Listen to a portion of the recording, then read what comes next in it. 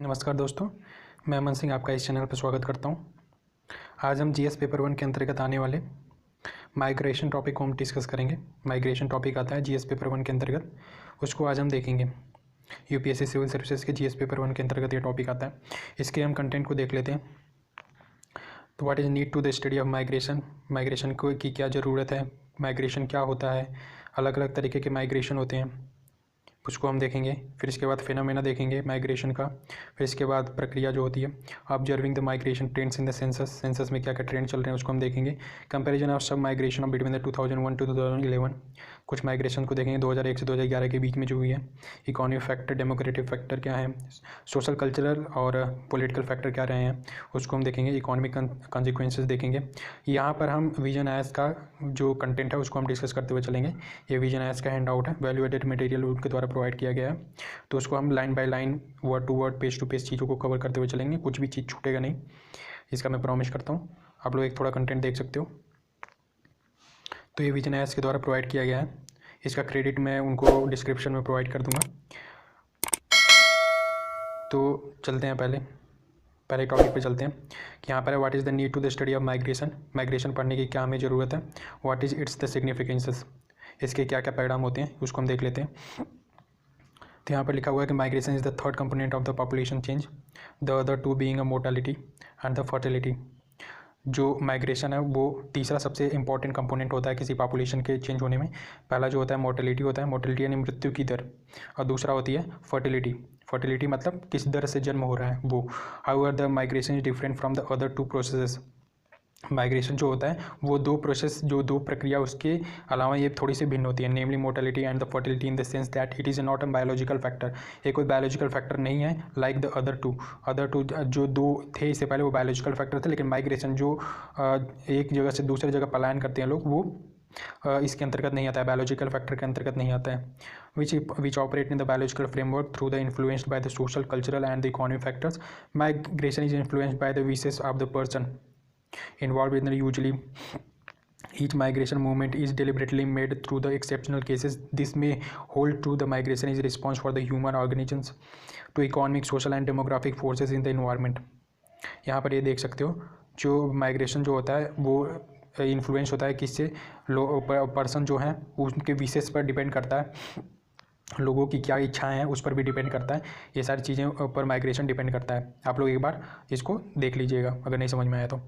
The study of migration occupies the important place population studies because along with the fertility and mortality it determines the size and rate of population growth as well as its the structure and the characteristics. Population growth को भी determine करता है migration also plays an important role in the distribution of the population of an country. जो important इसमें भी role करता है कि डिस्ट्रीब्यूशन कैसे हुआ पॉपुलेशन, उस पर भी डिपेंड करता है, उस पर भी ये निर्भर करता है migration. Determines the growth and the labour forces in any area, और लेबर फोर्स को भी डिटरमाइन करता है, निश्चित करता है कि लेबर फोर्स वहाँ पर कैसी होगी। माइग्रेशन की वजह से ये डिपेंड करता है, क्योंकि एक जगह से जब दूसरी जगह लोग पलायन करते हैं तो एक जगह से मजदूरों की संख्या कम होती है, जबकि जहाँ पर लोग जाते हैं वहाँ पर मजदूरों की संख्या बढ़ जाती है। तो इस पर ये भी डिटरमाइन करता है। और जो कई सारे चीज़ें हैं जिसमें ये रोल निभाता है माइग्रेशन, तो आप यहाँ पर देख सकते हो। आगे हम देखते हैं।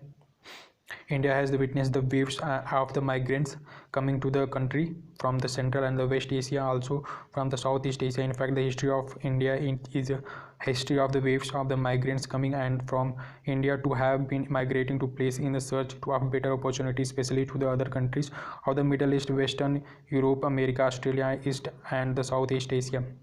Migration has thus an important symptom of the social changes in the society. मतलब यहाँ पर इंडिया का भी एग्जांपल दिया जा रहा है कि इंडिया से वेस्टर्न यूरोप में, मिडल ईस्ट में, अमेरिका में, ऑस्ट्रेलिया में, east and south east Asia में लोग माइग्रेट करते हैं और वहाँ पर अपने अर्निंग का सोर्स खोजते हैं, यानी कमाने के लिए जाते हैं।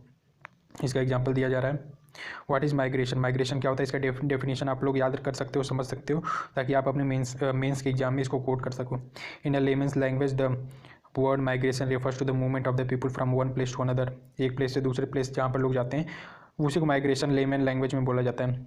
According to the demographic dictionary, migration is a form of geographical mobility or spatial mobility between the geographical unit and another generally involving a change in a residence from the place of origin or the place of the departure in the place of the destination or the place of arrival for a considerable period of time। ये यहाँ पर ये definition आप लोग चाहो तो book किस language में लिखा हुआ है, इसको आप लोग याद कर सकते हो, समझ सकते हो। Migration is a form of geographical mobility और spatial mobility between the geographical unit and another, general involving a changes in the residence from the place of origin of the place of the departure to the place of the destination और the place of the arrival for the considerable period of time. Considerable period of time में जब लोग अपना एक geographical location छोड़ के जब दूसरे जोग्राफिकल लोकेशन में जाते हैं, मोबाइल हो जाते हैं, तो वहाँ पर इसी को माइग्रेशन बोला जाता है। आप लोग डेफिनेशन जो है बुक किस लैंग्वेज में लिखेंगे तो मेंस में आपको काफ़ी फायदा मिलेगा।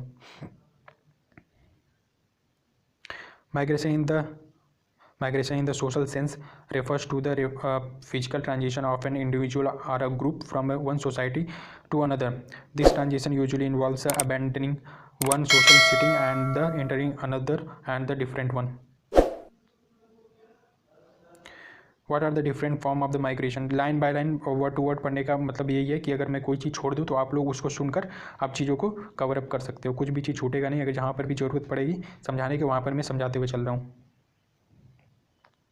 People may move within the country between different states or between different districts of the same state, or they may move between different countries. Therefore, different terms are used for internal and external migration. Internal migration refers to the migration from the one place to another within the country, while the external migration or the international migration refers to migration from one country to another. मतलब internal migration वो होता है जब अपने state में ही, किसी country के state में ही एक स्टेट से दूसरे स्टेट जब लोग माइग्रेट करते हैं, पलायन करते हैं, तो वहाँ पर इंटरनल माइग्रेशन होता है। जब एक कंट्री से दूसरे कंट्री में लोग जाते हैं, माइग्रेट करते हैं, तो वहाँ पर एक्सटर्नल माइग्रेशन होता है। मतलब इंटरनल माइग्रेशन के अंदर एक स्टेट से दूसरे स्टेट, जबकि एक्सटर्नल में एक कंट्री से दूसरे कंट्री में होता है। Immigration and emigration. Immigration refers to the immigration into the country from the another country, and the emigration refers to the migration out of the country. Immigration जो होता है वो अपने देश के अंदर ही होता है, और एक स्टेट से दूसरे स्टेट को अगर माइग्रेट कर रहे हैं लोग तो इमिग्रेशन बोलते हैं। अगर एमिग्रेशन क्या होता है, एमिग्रेशन मतलब एक कंट्री से दूसरे कंट्री जब लोग पलायन करते हैं, माइग्रेट करते हैं, तो वहाँ पर एमिग्रेशन होता है। For example, migrating living India to settle down the US और Canada are the immigrants to the United States are the Canada and the immigrants from India। कहने का मतलब ये है कि जब अपने देश से, यानी हमारे देश से अगर कोई US या कनाडा में चला जाता है, तो वहाँ के देश के लोगों के लिए वो वहाँ के देश के लोगों के लिए इमिग्रेंट होते हैं, जबकि हमारे देश के लिए वो इमिग्रेंट होते हैं। सॉरी, यहाँ पर देख लीजिएगा, अगर यहाँ पर US और कनाडा के लिए वो इमिग्रेंट होते हैं और हमारे देश के लिए इमिग्रेंट होते हैं। ठीक है, इमिग्रेंट मतलब अपने किसी और देश से अगर कोई अपने देश में आता है तो वो इमिग्रेंट होता है। अगर अपने देश से अगर कोई दूसरे देश में जाता है तो इमिग्रेंट होता है, याद रखिएगा। In the migration and the out migration, ये भी टर्म यूज किया जाता है। These are used only in the connection with the internal migration. In the migration refers to the migration into the particular area, while out migration refers to the movement out of a particular area. Thus, migrants who come from Bihar or Uttar Pradesh to Punjab are considered to be immigrants for Punjab, and out migrants for Bihar and Uttar Pradesh. यानी बिहार और उत्तर प्रदेश अगर पंजाब में चले आए तो वहाँ के लिए इमिग्रेंट होंगे, जबकि बिहार और उत्तर प्रदेश के लिए क्या होंगे, आउट माइग्रेंट होंगे। ठीक है, आउट माइग्रेंट बोला जाएगा या आउट माइग्रेशन बोला जाएगा। ठीक है, बिहार और उत्तर प्रदेश का अगर पर्सन अगर चला जाता है पंजाब में, तो बिहार और उत्तर प्रदेश का जो पर्सन वहाँ पर गया है पंजाब में, उसको आउट माइग्रेंट बोला जाएगा। जबकि पंजाब में वो लोग आए हैं तो उन्हें क्या बोला जाएगा, उन्हें बोला जाएगा इमिग्रेंट। यहाँ तक बात क्लियर होगी। तो आज के लिए वीडियो हम यहीं तक रखते हैं। अगर चैनल पर पहली बार आए हैं तो चैनल को सब्सक्राइब कर लीजिए।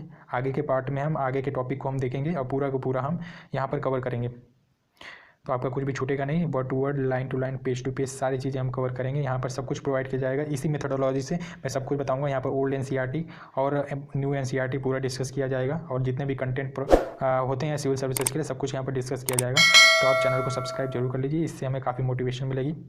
वीडियो को पूरा देखने के लिए धन्यवाद।